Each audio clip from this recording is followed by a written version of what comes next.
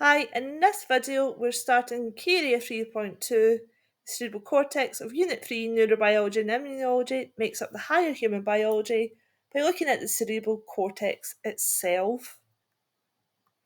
The cerebral cortex is part of the cerebrum, the outermost part of the brain, and it deals with what we would term the higher functions.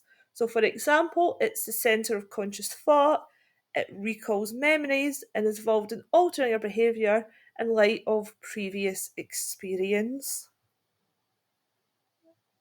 So the cerebral cortex has what we term localization of function. So different parts of the cortex are dedicated to dealing with specific areas, specific functions. So, for example, it has sensory areas which process the sensory information, taste, touch, smell, which all have their own areas. It also has the motor areas which process the movement, the motor information, as well as the association areas where you have the integration and the combining of information from these different localized areas. So we have association areas that would be involved in language processing, in personality, in imagination, and also in intelligence. So why not try some of the past paper questions that come up for this topic? Pause the video and hit play when you're ready to reveal the correct responses.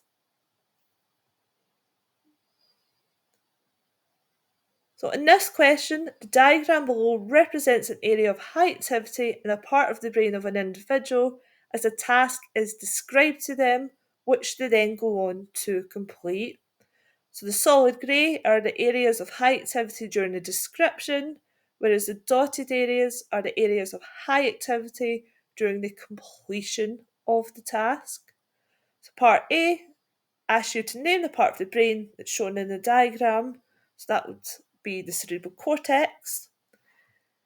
So the next few questions are looking a little bit deeper at these different areas and their role in different activities. So part B, explain how the diagram supports the suggestion that there is localization of function in the brain. So what they were looking for here is that description that there's different or dedicated areas of the brain which are used or active during different aspects or different parts of a particular task.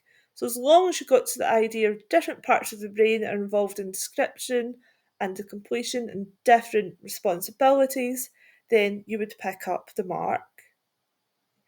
C was asking to explain the high level of activity during the description of the task.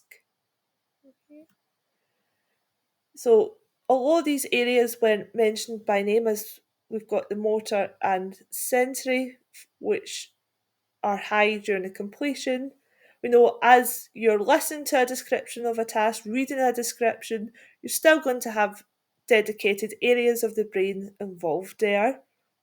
So there must be areas that are receiving signals or impulses from your eyes, from your ears, or there's hearing or auditory or visual areas, or these are areas where sounds, the language, the images are being processed. And finally, part D tells us that the task was to fold a piece of paper. So explain why the diagram shows high level activity in both the sensory and motor areas as someone would be folding a piece of paper. So sense areas would be involved because you'd be touching, feeling the paper, that's a sense impulse. And the motor area would be involved because you'd be using the muscles or the hands, the fingers to actually fold the paper.